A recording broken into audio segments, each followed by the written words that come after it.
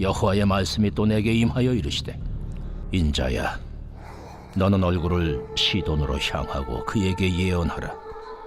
너는 이르기를, 주 여호와께서 이같이 말씀하시되, 시돈아, 내가 너를 대적하나니 내 가운데서 내 영광이 나타나리라 하셨다 하라.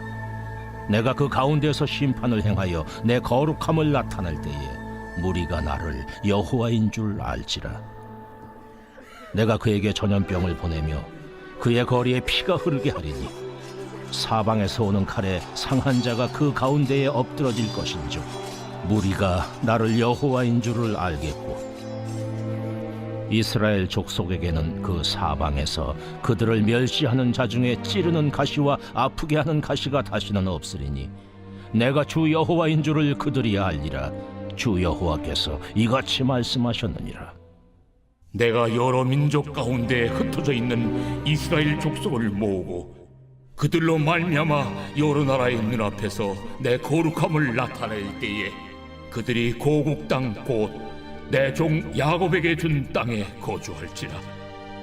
그들이 그 가운데 평안히 살면서 집을 건축하며 포도원을 만들고 그들의 사방에서 멸시하던 모든 자를 내가 심판할 때에 그들이 평안히 살며 내가 그 하나님 여호와인 줄을 그들이 알리라.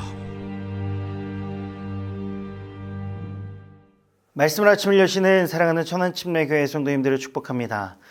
제가 초등학교 때의 기억입니다. 저희 시골 큰아버지 댁 근처에는 대나무 숲이 있었습니다. 하루는 추석이라서 큰아버지 댁에 인사드리러 갔다가 아버지와 대나무 숲에 간 적이 있습니다. 그곳에서 마른 대나무를 가지고 놀다가 정말 눈에 보이지도 않는 가시랭이가 손바닥에 너무 많이 박힌 적이 있습니다. 제가 손바닥을 막 따가워하니까 아버지는 저를 무릎에 앉혀놓고 또 한 발로는 저를 움직이지 못하게 결박시켜 놓고 제 손을 펼쳐서 한 땀 한 땀 바늘로 가시를 다 빼주신 적이 있습니다. 꽤 오래된 기억인데도 제 머리에 정말 맹렬한 기억으로 남아있는데 그 이유가 정말 고문이 따로 없었기 때문입니다. 너무 아팠습니다.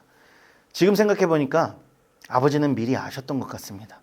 얼마나 그게 아플지 알았으면 그렇게 한 발로 저를 결박시키면서까지 가시를 빼주셨겠습니까?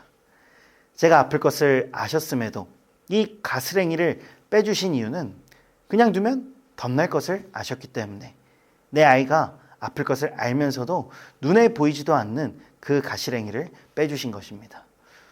오늘 본문에 나오는 이 시돈도 참 가시랭이 같은 존재입니다.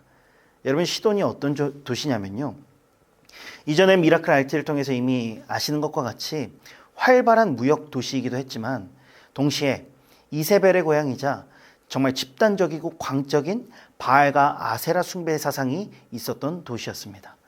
또 이 시돈은 지리적으로 이스라엘과 인접해 있고 또 정치적, 외교적으로는 북이스라엘 왕 아합이 시돈 왕 에덱바알의 딸 이세벨을 아내로 맞으면서 이 시돈의 우상 숭배 사상이 북이스라엘로 흘러 들어오는 통로가 되었던 도시가 바로 이 시돈입니다. 다시 말해서 이스라엘을 영적으로 타락시킨 도시, 바로 이 도시가 시돈이라는 것입니다. 이런 시돈을 향해 하나님은 에스겔을 통해 이렇게 말씀하십니다. 본문 22절 상반절을 표준 세번역으로 읽어드립니다. 너는 전하여라, 나 주 하나님이 말한다. 시돈아, 내가 너를 치겠다. 아멘. 여러분, 이 말씀을 읽으시면서 하나님의 어떤 감정이 느껴지십니까? 하나님은 지금 극도의 분노를 표출하시면서 시돈에게 심판을 예언하십니다. 왜 심판을 예언하신 것입니까? 하나님의 백성에게 잘 빠지지도 않는 가시랭이와도 같은 그 우상숭배의 영을 박아놓았기 때문입니다. 그 우상숭배의 영 때문에 하나님의 백성된 이스라엘이, 하나님의 자녀된 이스라엘이 하나님과 멀어졌기 때문입니다. 여기서 개인적으로 제가 이 22절을 묵상했었을 때 느낀 하나님의 마음은 분명 분노도 있으셨겠지만 또 한편으로는 하나님이 얼마나 속상하셨을까, 하나님이 얼마나 마음 아프셨을까, 이 생각이 들었습니다. 왜냐하면 이 말씀 때문이었습니다. 본문 24절 말씀에 이스라엘 족속을 멸시하는 사방의 모든 사람이 다시는 이스라엘을 가시로 찌르거나 아프게 하지 않을 것이다. 아멘. 저는 이 말씀에서 당신의 자녀를 바라보는 하나님의 속상함이 느껴집니다. 왜냐하면 이 이스라엘에게 우상 숭배의 영을 흘려보낸 이 시돈이 심판받을 때 이스라엘도 같이 심판받았기 때문입니다.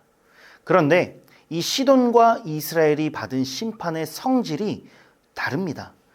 이 시돈이 받은 심판은 감히 내 아들을 괴롭혀? 이런 정죄의 느낌이라면 이스라엘이 받은 심판은 아플 거야. 좀만 참아. 죄를 끊으려는 아버지의 가르침과 같은 느낌입니다. 여러분, 서두의 예화를 한번 생각해 보십시오. 이 조망만한 아들의 손바닥에 박힌, 잘 보이지도 않아서 두세 번은 찔러야 겨우 빠지는 그 가시랭이를 빼는 아버지의 마음 어떠하셨겠습니까? 바늘을 찌를 때마다 제발 그만하라고 닭똥 같은 눈물을 흘리며 울부짖는 그 아이를 바라보는 아버지의 마음은 어떠하셨겠습니까? 빼지 않으면 더 아프니까 아플 것을 알면서도 한 발로는 아들을 결박시켰던 아버지의 마음은 어떠하셨겠습니까? 하나님 아버지의 마음도 마찬가지이셨을 것이라고 생각이 됩니다. 시돈이 박은 이 가시와도 같은 우상 숭배의 영으로 인해서 이스라엘도 250년 동안 바늘에 찔리는 듯한 하나님의 징계를 받았습니다. 이 250년의 기간 동안 하나님은 수도 없이 이스라엘에게 선지자를 보내서 우상 숭배하지 마, 회개해, 내게 돌아와, 이렇게 경고를 하고 기회를 주시고 또 기회를 주셨지만 아무리 혼을 내도 이스라엘은 돌아오지 않았습니다. 다시 말해서 하나님께서 이스라엘에게 하신 징계는 아파하는 아들의 그 흘린 눈물 앞에서도 쓰라린 마음을 꾹 참고 더 아프지 말라고, 덧나지 말라고 찌르는 하나님의 바늘이었다는 것입니다. 사랑하는 성도 여러분, 여러분들의 삶의 자리에서 죄를 짓게 하는 그 시도는 무엇입니까? 가시랭이와 같이 나의 영을 아프게 하는 죄는 무엇입니까? 우리가 분명히 알아야 할 것은 나의 인생에 그 가시랭이와 같은 죄가 있다면 그것을 빼기 위해 내 자녀가 아플 것을 알면서도 바늘로 찔러야 하는 아버지 하나님이 속상해 하신다는 것을 우리는 알아야 됩니다. 또 한 가지 우리가 기억해야 될 것은 24절에 다시는 이스라엘을 가시로 찌르거나 아프게 하지 않을 것이다 라고 하나님께서 말씀하신 것과 같이 아버지는 그 죄의 가시들을 다 빼주시고 결국엔 반드시 회복시켜 주신다는 것입니다. 여러분, 주님이 원하시는 것은 딱 한 가지입니다.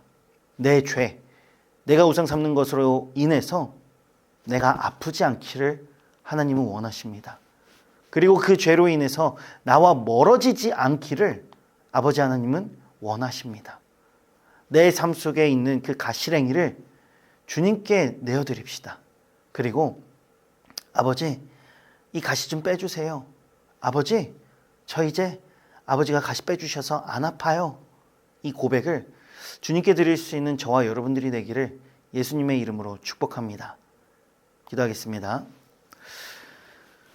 거룩하시고 신실하신 성령 하나님, 오늘 말씀을 통해 아버지의 마음을 알게 하시니 감사합니다.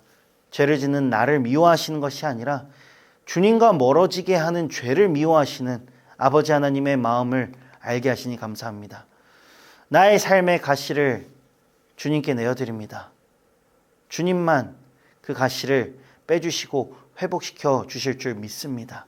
성령 하나님, 내 마음 가운데 충만하게 역사하셔서 내가 주님께로 다시 온전히 돌아가는, 온전히 회복되는 놀라운 역사를 행하여 주시옵소서. 감사드립니다. 이 모든 말씀 우리 주 예수 그리스도의 이름으로 기도드립니다. 아멘. 아버지, 당신의 마음이 있는 곳에 나의 마음이 있기를 원해요.